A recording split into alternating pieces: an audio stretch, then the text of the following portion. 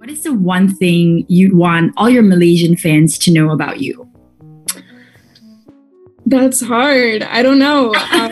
That I love them for being fans and for being supporters after all of these years too, and being so patient and loyal for this next era to start. Yeah, I love you guys, and I can't wait to show you what I've been working on. So awesome. Oh, okay. So let's go into a bit of your background. With both of your parents being engineers, how did you end up pursuing music? You did your research. I like it. Of course. Yeah, so they actually both have business degrees in engineering, and wow. They started their own company too when I was super young, and are really great at what they do. It's just not really for me, or not anything that I was ever interested in. So they were very supportive from a super early age, for whatever we wanted to end up doing. I have 4 sisters, so they were definitely had their hands full, but they loved and tried to kind of nourish each one of us separately, and I think they realized that I had this music inclination really early on. And my mom took me to get piano lessons when I was 3. I was super young. I don't even remember it. But apparently I just took to it so easily, and a couple of my sisters tried and they didn't like it as much, and then I just kept building on that, kept growing, and started taking guitar after that, started doing saxophone and school band and a few other things. Talented.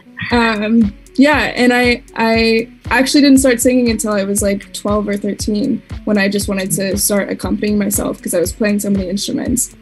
And I think I just found out that I could use my voice as an instrument too, and that could be a separate thing of its own. And I just got really fascinated by that. I started taking lessons and started doing some theater too, and then just thought that I could take it to the next level, maybe. So that's so cool. So Sit Still, Look Pretty, and Don't Let Me Down was definitely the banger that introduced everyone here, at least, to Daya. How do you think you have evolved since then? I think that was 4 years ago. So long. Yeah. I've evolved in so many ways. I think I don't know. I've evolved, and then I've counter evolved, because I feel like I've grown back into myself, where I felt like when I first came out with those songs, it was obviously a representation of me, but not of my many different assets and everything. So I just wanted to kind of discover that and take some time with myself and really get to know my desires as an artist, and what I want to say, what I want it to sound like, what I want it to look like. And those things are hard when you're super young. You just don't really know. So I'm lucky that I've had this time to kind of sit with it and figure it out, and just grow also as a person. I'm really glad that I have this time to just live and to have these human experiences that I might not have, had if they went another way. So yeah, beautiful. So I just discovered Bad Girl yesterday, and it is amazing. Could you share a little bit about that song, and why is it so special to you? Yeah, well, this is a song that I've been wanting to write for a few years now. It all just came together so easily. It was written in one of my only in-person sessions of 2020, because we've been doing Zoom the whole time. Wow. Yeah.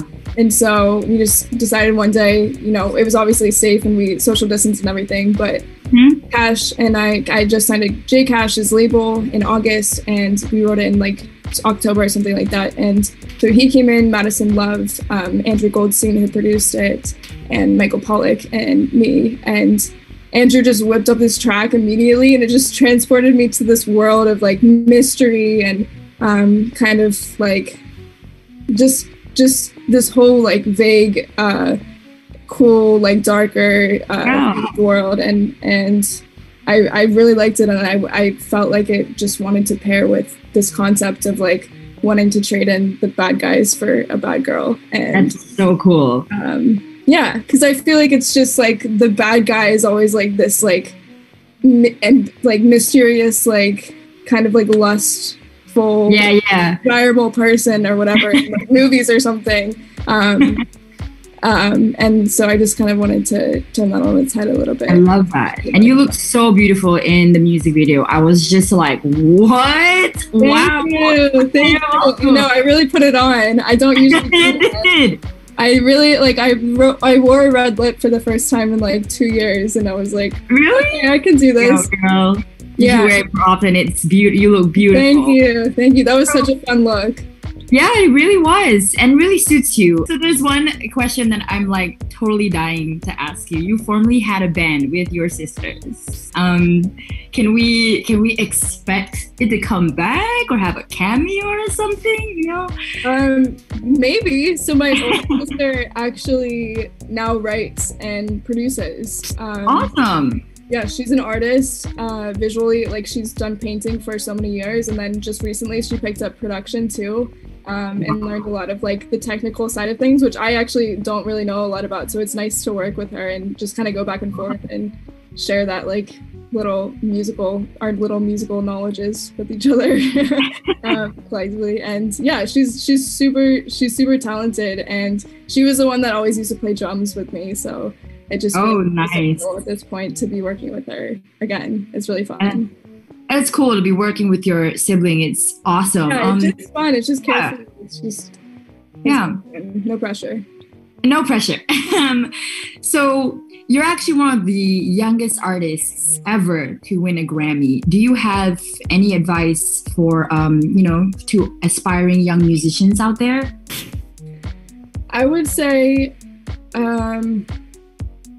you got to work hard. Like that was I mean, obviously, like it was very lucky at the same time, you know, things worked out in a kind of perfect celestial way when the Chainsmokers asked me to be part of it. It just like all this perfect storm of things came together. So it was a lot of luck, and just before that, you know, putting myself out there, I was visiting radio stations every single day, 3 times a day, like begging them to play my song. And I think it just really pays off when you are passionate about something and you really care about it, and you'll do anything to make it happen. So, you know, that's how I don't think we should stress.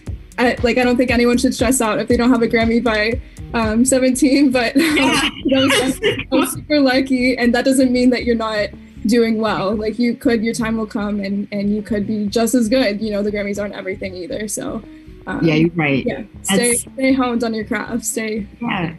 That's great advice.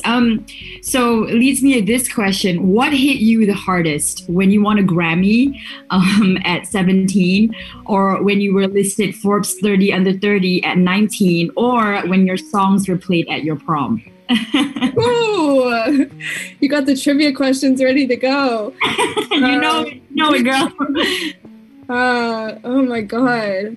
They were all such different moments in my life. Right? I feel like the prom thing was just like an out-of-body thing, because it was my music career life colliding with my life that I'd grown up in and lived in, and grown up with these people around me for 10, 15 years before that. So it was just a really weird collision of things, and it was really cool.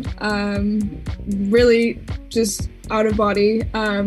And the Grammys, of course, was insane, and I'll never forget that, and forget me like nervously shaking on stage, like I thought that the Chainsmokers were gonna be there to say the whole thing, so I didn't prepare a speech, and then I all of a sudden was on stage, and I was like, I don't know what to say. So it was definitely, it was such a fun experience. I like literally blacked out the whole thing. I don't even remember what happened. It was just so crazy, and I think I don't even remember the other one you said. When you were listed Forbes 30 under 30 at the age of 19. Oh yeah, I can't believe that Forbes is even a thing that I would be considered to be on. I'm like, I don't do any of that. Like I'm not an entrepreneur. I am an entrepreneur in a way, I guess, but absolutely, yeah. I don't do business like that, so I don't know these things. So that was definitely really cool, and a world that I would never have expected to be part of. So Yeah, that's wonderful. So what is next for you? What's next for Daya? Lots of music coming soon. The hiatus is over. I'm ready. We have so many songs that I'm so excited about. I can't wait to share them. And I cannot wait. Yeah, I hope people are equally excited to hear them. We have lots of visuals paired for them and everything. We've full project is coming soon, so stay tuned. Awesome. I cannot wait. So last but not least, what is your message to all your Malaysian fans out here? You are so loved out here. I want to say thank you so much and stay tuned. I have so much coming in the works. I know it's been so long and you guys are probably like, what happened? Is she still alive? But I am, and I have so much new music, and hopefully I'll get the chance to see you guys soon in the future too. Awesome. Yeah, thank you so much for your time and all the best. Rooting for you, waiting for your music, ready to play, and be safe out there, okay? Thank you, you too. Be safe. Fly FM.